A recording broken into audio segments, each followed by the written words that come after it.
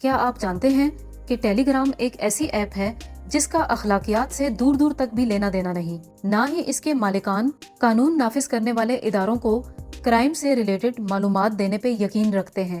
ان کے بقول freedom of speech اتنی دو کہ صحیح اور غلط کے بیچ کی لائن کو ہی ختم کر دو۔ پچھلے دنوں ٹیلی گرام کے CEO پاول دورف کو فرانس میں اریسٹ کیا گیا تھا۔ ان پر الزامات تھے کہ وہ اپنی ایپ پہ کھلم کھلا سائبر کرائم، ہیکنگ، منشیات فروشی اور بچوں کے ساتھ ہوئے گندے کاموں کے لیے ہر قسم کی اجازت دیتے ہیں۔ اس ایپ پہ آپ کو ایسے گروپ بڑی ہی آسانی سے مل جائیں گے جو چوری شدہ credit cards, Airbnb، Marriott, Amazon، apple, Walmart اور اسی طرح کی کمپنیوں کے فیک واؤچرز اور گفٹ کارڈز بیچتے ہوئے ملیں گے۔ دورف کے پاس رشیا اور فرانس دونوں کی سٹیزن شپ ہیں۔ وہ رشیا میں پیدا ہوئے، ان کا زیادہ تر وقت اٹلی میں گزرا۔ ٹیلی گرام انہوں نے 2014 میں دبئی سے شروع کی۔ ٹیلی گرام کو دنیا بھر میں 1 ارب کے قریب لوگ یوز کرتے ہیں۔ اس ایپ پہ غیر قانونی کاموں کے لیے بہت سارے گروپ بنے ہوئے ہیں جو خود ہی آپ کو آٹومیٹک طریقے سے ایڈ کرتے جاتے ہیں۔ یہ گروپ بالکل ایسے ہی ہیں جیسے وائرس۔ ٹیلی گرام ایک واٹس ایپ طرح کی ایپ ہے جو لوگ آپس میں کمیونیکیشن کے لیے استعمال کرتے ہیں، لیکن واٹس ایپ کی طرح اس میں chat end to end encrypted نہیں ہے، بلکہ اگر آپ پرائیویٹ چیٹ کا موڈ آن کریں گے تب ہی آپ کے میسیجز انکرپٹ ہوتے ہیں، مطلب انہیں ٹیلی گرام کی مینجمنٹ نہیں پڑھ پاتی۔ اگر آپ نے پرائیویٹ موڈ نہ آن کیا ہو تو ایڈمن آپ کا سارا ڈیٹا جان سکتی ہے، آپ کے میسیجز کو پڑھ سکتی ہے۔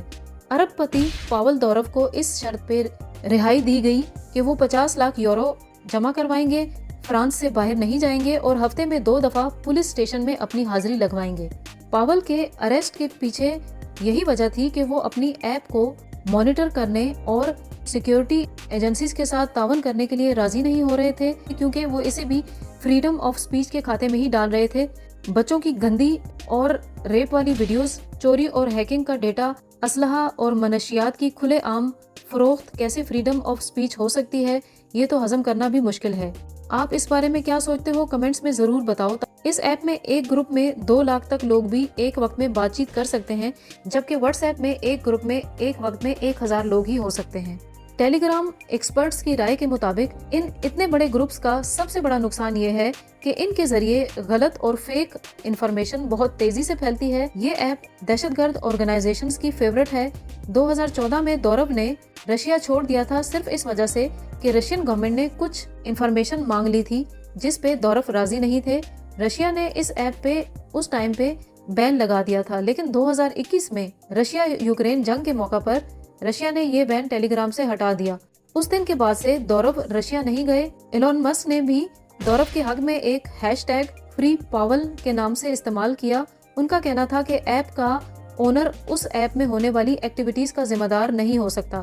ہمارے خیال میں تو اونر 100% ذمہ دار ہوتا ہے۔ ایلون مسک کی لاجک میں کوئی وزن نہیں۔ اس ایپ پہ چرس کوکیز، اسلحہ، چرائے ہوئے پاسپورٹ، کریڈٹ کارڈز جب اتنی آسانی سے مل رہے ہیں تو اسے ہم کیا کہیں گے؟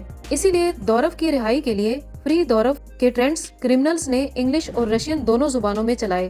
انلیگل چیزیں نہ صرف اس ایپ پہ بیچی جاتی ہیں بلکہ ان کے کسٹمر ایکسپیرینسز بھی شیئر کیے جاتے ہیں۔ بینکنگ کرنے کے طریقے، ڈیپ فیک ٹیکنالوجی کے استعمال سے اسکول جانے والی بچیوں کی ننگی تصویریں یہاں آپ کو کھلم کھلا مل جائیں گی۔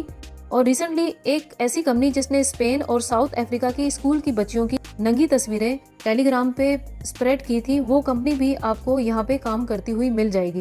اس ایپ کے علاوہ ایسی کون سی ایپ ہے جو اتنی فیمس ہو اور اتنی غیر ذمہ دار بھی ہو؟ اگر ہے تو آپ کمنٹس میں ہمارے ساتھ ضرور شیئر کرو۔ آپ کو اگر کسی نیوز پہ ہمارا ریویو چاہیے تو آپ بتا سکتے ہو۔ چینل کو سبسکرائب کر کے گھنٹی کا بٹن دبا دو تاکہ آپ کو اسی طرح کی یونیک قسم کی نیوز کے ریویوز ملتے رہیں۔